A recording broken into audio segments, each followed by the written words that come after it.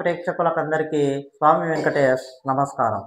ఈరోజు నేను అందిస్తున్నటువంటి వీడియో చాలామంది తరచూ చేసేటువంటి తప్పుల మీద, అంటే వారు చేస్తున్నటువంటి వారు కొత్తగా నిర్మించుకుంటున్న ఇల్లైనా సరే, లేదా ఇది వరకు నిర్మించుకున్న ఇల్లైనా సరే, ఈ విధమైనటువంటి తప్పులు ఎప్పుడు చేయకండి.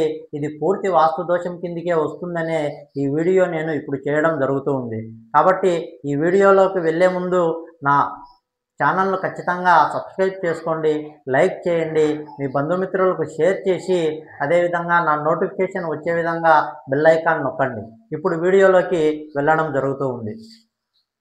చూడండి, ఎప్పుడు కూడా ఒక ఇల్లు స్క్వేర్ కానీ రెక్టాంగిల్ కానీ మాత్రమే ఉండాలా అని చెప్తూ ఉన్నా. ఇది నార్త్ అవుతుంది, ఇది ఈస్ట్ అవుతుంది, ఇది సౌత్ అవుతుంది, ఇది వెస్ట్ అవుతుంది. ఈ విధంగా 4 దిక్కులు ఉన్నప్పుడు ఎప్పుడైనా సరే మన ఇంటి నిర్మాణము ఈ విధంగా స్క్వేర్గానే ఉండాలి. అంటే ఇంటి డయాగ్నల్ దెబ్బతినే విధంగా ఎప్పుడూ కూడా చేయవద్దు. చూడండి ఏ విధంగా చేస్తున్నారంటే, ఇళ్ళ నిర్మాణంలో అంటే తూర్పు వైపు రోడ్డు ఉన్నవారు ఇలా తూర్పు ఏం జరుగుతుందంటే పార్కింగ్ కోసం వాళ్ళు ఈ విధంగా ఒక ఏరియాను కట్ చేస్తున్నారు. అంటే ఈ విధంగా ఒక ఏరియాను కట్ చేయడంతో ఇది ఎల్ షేప్ నిర్మాణం అయింది. ఈ విధంగా జరిగిన ఇంట్లో ఇది ఈశాన్యము, చూడండి ఈశాన్యము తగ్గుదల అయింది. అంటే ఇక్కడ వాళ్ళు మెయిన్ డోర్ ఇస్తారు, ప్రధాన ద్వారము. అప్పటికేం జరుగుతుంది, ఇలా తూర్పు ఆగ్నేయాన్ని పెంచినటువంటి దోషము ఈ ఇంట్లో ఏర్పడింది. మీరే చూడండి, ఇలా ఈశాన్యాన్ని తగ్గించి ఇలా ఆగ్నేయాన్ని పెంచడం ద్వారా ఈ ఇంట్లో ఆగ్నేయ దోషం ఏర్పడి ఆ ఇంట్లో ఆడవారికి అనేకమైనటువంటి అనారోగ్య సమస్యలే కాదు, తీవ్రమైనటువంటి ఆర్థిక ఇబ్బందులు ఆ కుటుంబాలు ఎదుర్కొంటూ ఉన్నాయి. ఇలా ఆగ్నేయాన్ని పెంచడం ఎట్టి పరిస్థితుల్లో మంచిది కాదు. అదేవిధంగా చూడండి ఈశాన్యము, ఇలా ఈశాన్యాన్ని వెనక్కి లాగి కట్టడంతో ఆ ఇంట్లో మగ సంతానానికే కాదు, అంటే వంశాభివృద్ధి నిలబడిపోయే పరిస్థితి వస్తూ ఉంది. కొత్తగా పెళ్ళైన జంటలు ఎవరైనా సరే వారికి సంతాన సమస్యలు ఎక్కువగా ఎదురవుతున్నాయి. ఆ ఇంట్లో పిల్లల చదువులలో కానీ ఉద్యోగాలకు కానీ తీవ్రమైన ఆటంకాలు ఏర్పడుతున్నాయి. ఒక ఈశాన్య లోపం వల్ల ఇన్ని సమస్యలు, ఆగ్నేయ లోపం వల్ల ఈ విధంగా సమస్యలు ఎదురయ్యేదానికి ఆస్కారం ఉంది. ఎట్టి పరిస్థితుల్లో ఈ విధమైన నిర్మాణాలు కనుక ఉంటే కొత్తగా నిర్మించేవారు ఈ విధంగా కట్టకండి. ఇదివరకే ఉన్నవారు చూడండి, ఈ ఇంటికి ఖచ్చితంగా ఈ ఉత్తరం వాల్ అనేది ఈ విధంగా పెంచి ఇక్కడ ఒక ఈశాన్యంలో పిల్లర్ వేసి డమ్మీ పిల్లరు ఇక్కడ నుంచి ఇక్కడి వరకు, అంటే ఇక్కడ ఒక 2 అడుగులు కానీ 3 అడుగులు కానీ ఒక పిట్టగోడ లాగా ఏర్పాటు చేయండి. ఈ డయాగ్నల్ దెబ్బతినకుండా ఈ భాగము పైన ఆర్చికి కనీసం ఒక ఆర్చన్న చేసే విధంగా ఒక బీమ్ వేసి ఒక ఆర్చన్న చేసుకున్నట్లయితే మనం ఈ డయాగ్నల్ దెబ్బతినకుండా వీటిని, అంటే ఈ లోపాలు ఆ ఇంటికి రాకుండా మనం చేసుకోనికి ఆస్కారం ఎక్కువగా ఉంటుంది. అదేవిధంగా చూడండి, అదే ఉత్తరం ఇల్లు ఉన్నవారైతే ఇదే విధంగా చేస్తూ ఉన్నారు. ఇదే ఉత్తరం ఇల్లు ఉన్నవారైతే ఈ విధంగా ఈశాన్యాన్ని ఇక్కడ లాగి కడుతున్నారు, ఇలా వాయువ్యాన్ని పెంపు చేస్తున్నారు. అదేవిధంగా ఈశాన్య లోపం వల్ల ఇటువంటి సమస్యలు తలెత్తుతాయని ఇప్పుడే చెప్పి ఉన్నాను. కాబట్టి వాయువ్య లోపం ఎదురైన ఇళ్లలో చూడండి, ఆ ఇంట్లో ఎప్పుడూ కూడా కోర్టు కేసులు, తగాదాలు, బంధుమిత్రులతో తరచూ విభేదాలు నెలకొనడానికి ఈ వాయువ్య లోపము ఒక కారణమవుతుంది.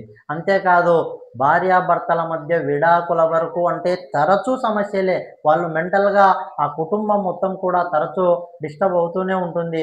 ఏదో ఒక సమస్యలు ఆ ఇంట్లో నెలకొంటూనే ఉంటాయి. నిత్యము కూడా ఆ ఇంట్లో గొడవలు జరుగుతూనే ఉంటాయి. మానసిక ఒత్తిడి ఈ వాయువ్య లోపం వల్ల ఏర్పడుతుంది. కోర్టు కేసులు కానీ తగాదాలు కానీ చీకు చికాకులు ఎక్కువ ఇంట్లో నెలకొంటూ ఉంటాయి. మనశ్శాంతి కరువు అవుతుంది వాయువ్య లోపం నెలకొంటే. అదేవిధంగా చూడండి, ఎప్పుడు కూడా ఇటు సైడు కూడా ఈ డయాగ్నల్ దెబ్బతినకుండా ఈశాన్యంలో పిల్లర్ కంపల్సరీ.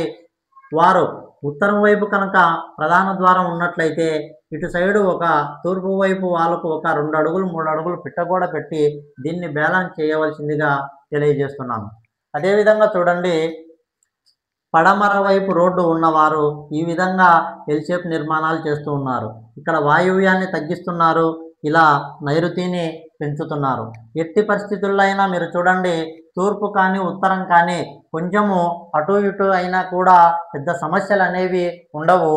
అదేవిధంగా పడమర వైపు కనుక సమస్య చేసినట్లయితే ఇలా నైరుతిని పెంపకం చేసిన దోషం ఖచ్చితంగా ఆ ఇంట్లో ఉంటుంది. ఈ వాయువ్యాన్ని తగ్గించిన దోషం ఖచ్చితంగా నెలకొంటుంది.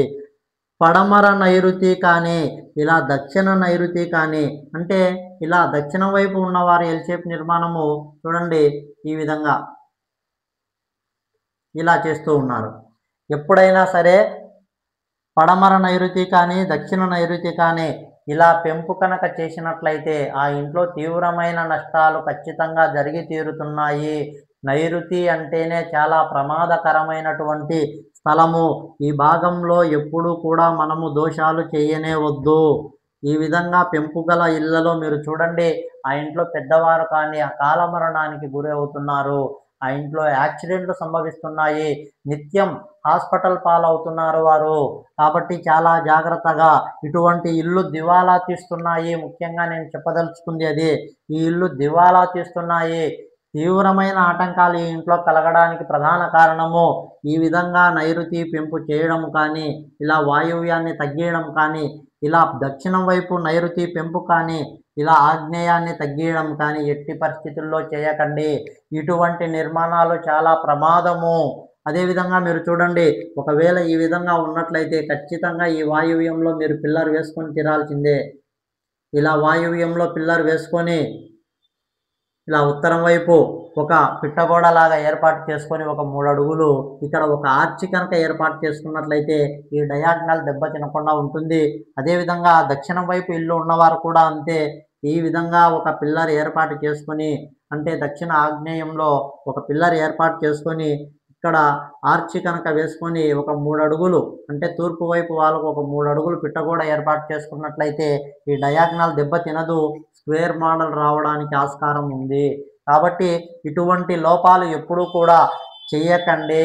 అదేవిధంగా చాలామంది ఇంకా తప్పు చేసే విషయం ఏమిటంటే మీరు చూడండి, ఎలివేషన్ పేరిట చాలామంది తప్పు చేస్తూ ఉన్నారు. ఇలా తూర్పు వైపు కనుక ఇల్లు ఉన్నట్లయితే ఇలా ఎలివేషన్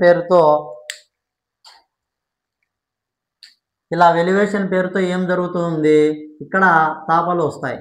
ఈ విధంగా తూర్పు ఆగ్నేయంలో తాపులు వచ్చినప్పుడు ఈ ఎలివేషన్ పేరుతో ఇలా ముందరికి లాగి కడుతూ ఉన్నారు.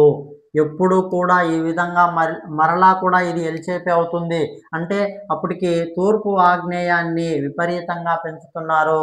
ఇలా తూర్పు ఆగ్నేయం కానీ ఇలా ఉత్తరంలో స్టేర్ కేస్ వచ్చినప్పుడు ఇలా మోడల్ అంటే వారు ఎలివేషన్ కోసమని ఈ విధంగా ఎప్పుడూ కూడా ఇలా ఉత్తర వాయువ్యాన్ని కానీ ఇలా తూర్పు ఆగ్నేయాన్ని కానీ పెంచే ప్రయత్నం చేయకండి. ఇది తీవ్రమైన దోషాలు వస్తున్నాయి. ఈ విధంగా చూడండి, పడమరలో కూడా అంటే పడమర నైరుతి మెట్లు వచ్చిన వారు ఇలా పడమర నైరుతిని పెంపు చేస్తున్నారు. ఇలా దక్షిణ నైరుతి కూడా ఈ విధంగా పెంపు చేస్తూ ఉన్నారు.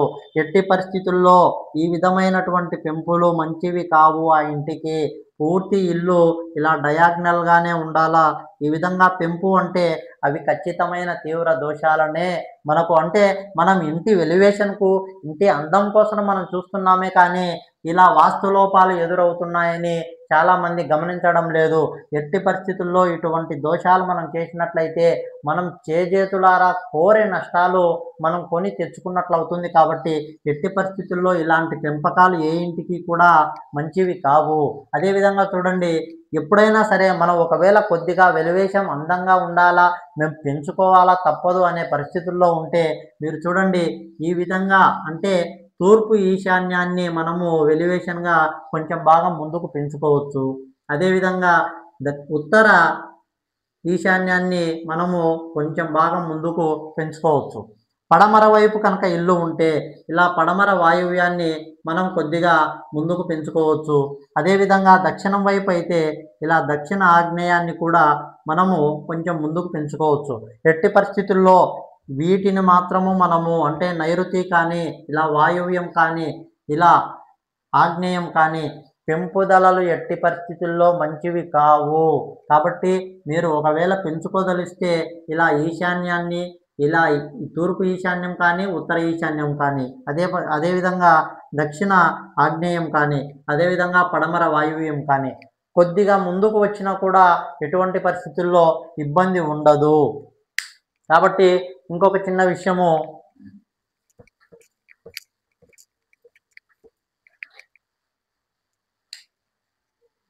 ఈ విధంగా ఒక ఇల్లు ఉన్నట్లయితే మనము తూర్పు ఆగ్నేయంలో ఇలా మెట్లు వచ్చినప్పుడు మీరు చూడండి, ఇలా మెట్లు వచ్చినప్పుడు తూర్పు ఆగ్నేయంలో కానీ, ఇలా ఉత్తర వాయువ్యంలో కానీ ఇలా స్టేర్ కేస్ వచ్చినప్పుడు ఏం చేస్తున్నారు చాలామంది, కింది నుంచి అంటే కింది భూమికి అంటుపెట్టి వెలివేషన్ భారీగా ఎత్తు కడుతూ ఉన్నారు. అంటే పూర్తి ఉత్తరం వైపు కానీ, తూర్పు వైపు కానీ, అంటే తూర్పు నుంచి మనకు గాలి వెలుతురు కానీ, లేదా అక్కడి నుంచి వచ్చేటువంటి పాజిటివ్ ఎనర్జీ మన ఇంట్లోకి రావాలని ఆహ్వానించాలే కానీ పూర్తి ప్యాకింగ్ చేస్తూ ఉన్నారు. అంటే వెలివేషన్ పేరుతో కింద తాపలు భూమి నుంచి అంటిపెట్టి పూర్తి ఈ విధంగా ప్యాకింగ్ చేయడంతో ఏం జరుగుతూ ఉంది, తూర్పు ఆగ్నేయం మూత దోషమే కాదు, అసలు అక్కడి నుంచి వచ్చేటువంటి పాజిటివ్ ఎనర్జీ ఎట్టి పరిస్థితుల్లో రాకుండా స్తంభించిపోతూ ఉంది. ఎట్టి పరిస్థితుల్లో మీరు వెలివేషన్ విషయంలో ఇలా పూర్తి అంటే తూర్పు వెలివేషన్ ఉన్నప్పుడు మీరు ఇలా తూర్పు కానీ, ఇలా ఉత్తరం వైపు కానీ మీరు భారీ గోడలు నిర్మాణాలు చేసి వెలివేషన్లు చేయకండి.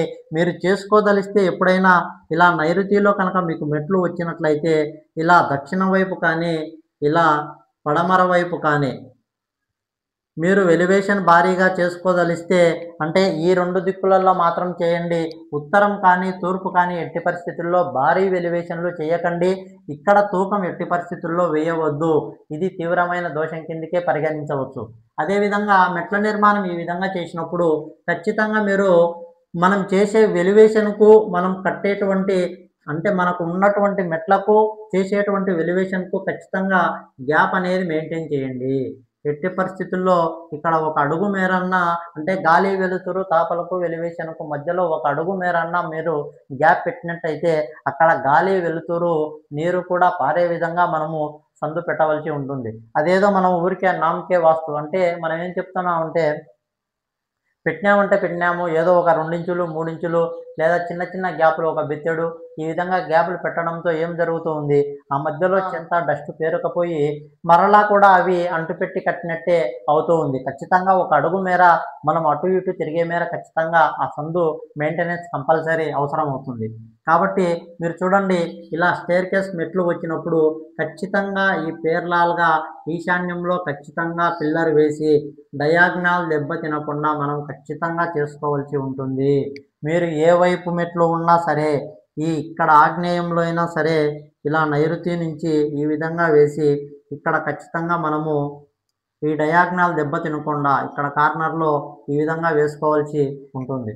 పడమర వైపు కూడా మెట్లు వచ్చినట్లయితే మీరు చూడండి, వాయువ్యంలో కంపల్సరీ మనము ఈ విధంగా వేసుకొని ఈ విధంగా ఖచ్చితంగా పూర్తి అంటే స్క్వేర్ మోడల్ వచ్చే విధంగా మాత్రమే మనము మీరు ఎటు సైడ్ రోడ్డు అయినా ఉండని ఖచ్చితంగా పిల్లర్లు డమ్మీ పిల్లర్లు అయినా సరే వేసుకొని ఈ విధంగా కార్నర్లు దెబ్బ తినకుండా మీరు చేసుకోండి.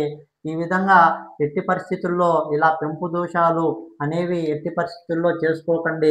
ఎల్ షేప్ నిర్మాణాలు, యూ షేప్ నిర్మాణాలు ఇవి మన ఇళ్ళకే కాదు పెద్ద పెద్ద బిల్డింగులకు కానీ, అపార్ట్మెంట్కి కానీ, లేదా ఏవైనా సరే షాపింగ్ మాల్స్ కానీ ఎప్పుడైనా సరే ఇటువంటి విపరీతమైన షేపులు కనుక మనం కట్టుకున్నట్లయితే వాటిలో ఎటువంటి అభివృద్ధి ఉండదు. ఖచ్చితంగా స్క్వేర్ కానే ఉండాలి. ఇది తప్పని పరిస్థితుల్లో తప్పక పాటించవలసిన నియమం. కాబట్టి ఈ విధంగా చేసుకొని మీరందరూ వాస్తుకు అనుకూలంగా ఇల్లు నిర్మించుకుంటారని భావిస్తూ ఈ వీడియో కనుక మీకు నచ్చినట్లయితే నా ఛానల్ను ఖచ్చితంగా సబ్స్క్రైబ్ చేసుకోండి, లైక్ చేయండి, మీ బంధుమిత్రులకు షేర్ చేసి ఖచ్చితంగా బెల్ ఐకాన్ నొక్కండి. నా పేరు స్వామి వెంకటేష్, వాస్తు జీవనం, వాస్తు మరియు ఆస్ట్రాలజీ. నమస్కారం.